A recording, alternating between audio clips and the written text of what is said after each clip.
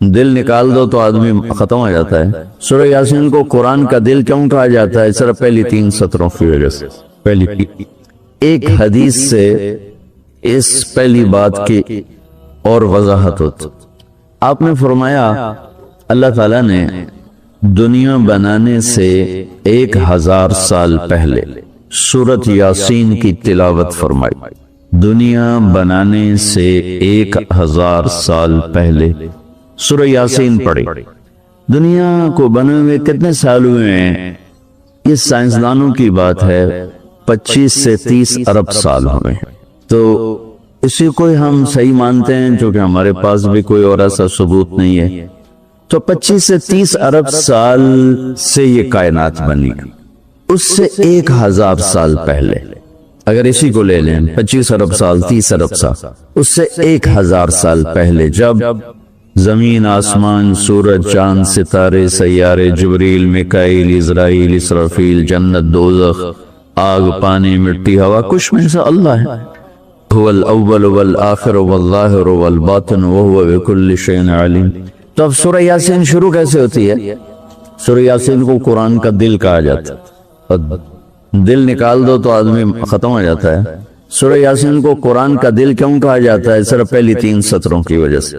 پہلی 3 سطروں کی وجہ، کیونکہ یہ پہلی 3 سطروں کا جو مضمون ہے پورے قرآن میں اور کہیں بھی نہیں ہے، صرف یہی ہے۔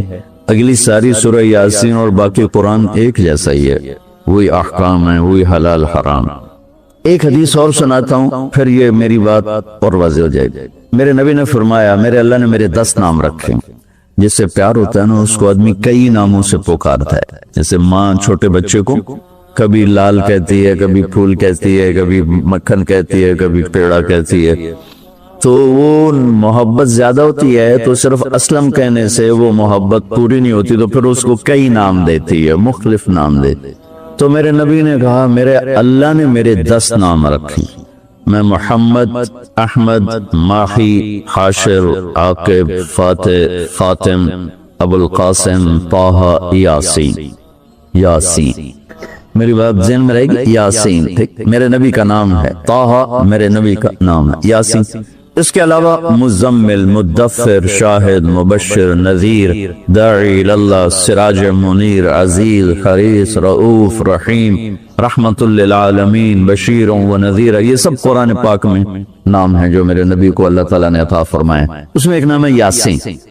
اب زمین آسمان بنے نہیں، اس سے 1000 سال پہلے میرا اللہ یوں کہہ رہا ہے، یاسین، میرا نبی کا نام ہے نا، یاسین والقرآن الحکیم انک لمن المرسلین۔ یاسین، مجھے قرآن حکیم کی قسم، آپ میرے رسول ہیں۔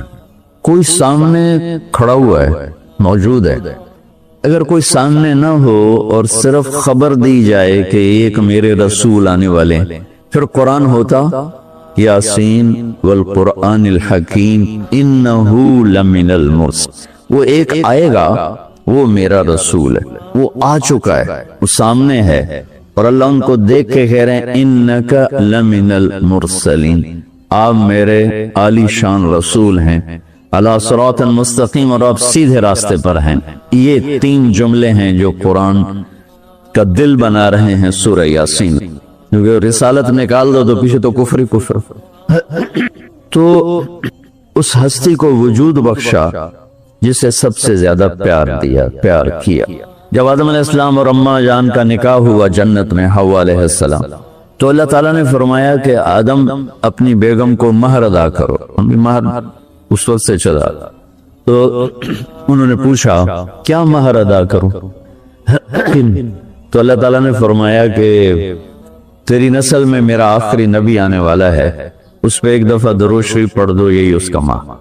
یہ تیری بیگم کا مہر ہے کہ میرے محبوب پہ ایک دفعہ درود پڑھ دے، بس یہ مہر ہے۔ تو آدم علیہ السلام بھی سوچ میں پڑ گئے کہ یہ کون ہے جو میری نسل میں ہے اور مجھے اس پہ درود پڑھنے کا حکم دیا جا رہا۔ یہ ہمارے اوپر اللہ کا احسان ہوا کہ اس نے ہمیں ایک عالی شان نبی کا امتی بنا۔ سب کی نبوت آئی اور چلی گئی، آئی اور چلی گئی، آئی اور چلی گئی۔ یہ جو ڈی پی او ہے، ڈی سی او ہے، آتا ہے، اس کی نیم پلیٹ لگتی ہے کہ وہ اس کا ٹرانسفر ہوتا ہے تو نئی پلیٹ لگ جاتی ہے۔ آپ معراج پہ تھے، اللہ سے بات کر رہے تھے کہ یا اللہ، آپ نے ابراہیم علیہ السلام کو خلیل بنایا، موسیٰ علیہ السلام کو کلیم بنایا، داؤد علیہ السلام کو لوہا نرم کر کے دیا، سلیمان علیہ السلام کو ہوا تابع کر کے دی، عیسیٰ علیہ السلام کو مردے زندہ کرنے کا معجزہ دیا، میرے لیے کیا ہے؟ فماذا جعلت لی؟ تو اللہ تعالیٰ نے کہا میرے محبوب اولیس قد آتیتک افضل من ذلک کلہ، میں نے آپ کو وہ دیا جو کسی کو بھی نہیں دی، آپ کو میں نے وہ دیا ہے جو کسی کو نہیں۔ یہ لو کیا ہے کہ تیرا میرا نام اکٹھا ہو گیا ہے، جدا نہیں ہو سکتا۔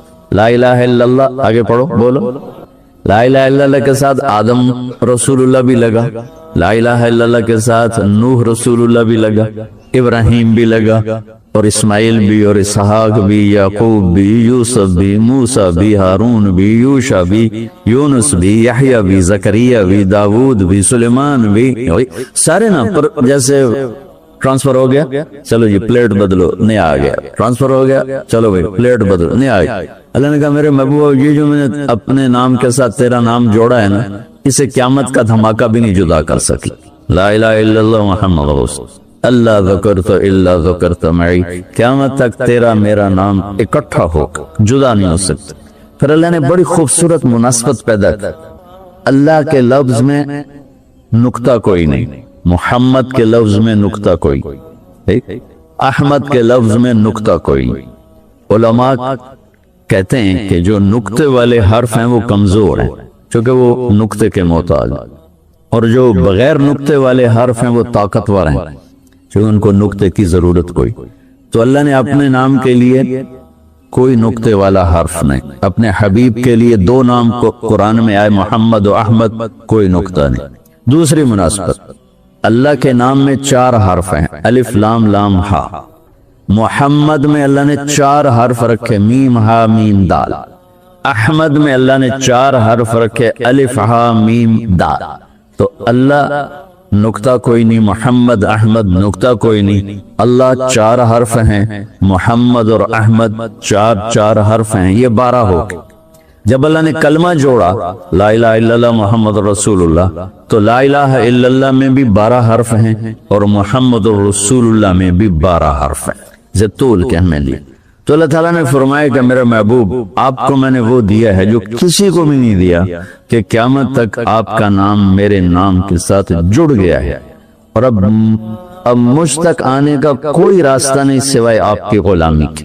جو اللہ تعالیٰ ہمارے شاعر کی بخشش کرے کہ محمد سے وفاتوں نے تو ہم تیرے ہیں، یہ جہاں چیز ہے کیا لوح و قلم تیرے ہیں۔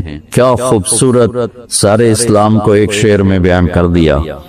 تو اللہ تعالیٰ نے ہمیں جناب رسول اللہ صلی اللہ تعالی علیہ وسلم کی نبوت دی، پھر اللہ نے آپ کی نبوت کی پر ایسی حفاظت فرمائی کہ کوئی چیز آپ کی ادھر ادھر نہیں ہونے، کچھ زندگی میں جس چیز کو میرے نبی نے یوں ٹچ کیا ایک دفعہ، اللہ نے اس کو بھی محفوظ کر دیا ہے۔ 1439 سال ہو چکے ہیں، آپ کی زندگی کی کوئی چیز غائب نہیں ہے، محفوظ ہے قرآن کی طرح، لوح محفوظ کی طرح۔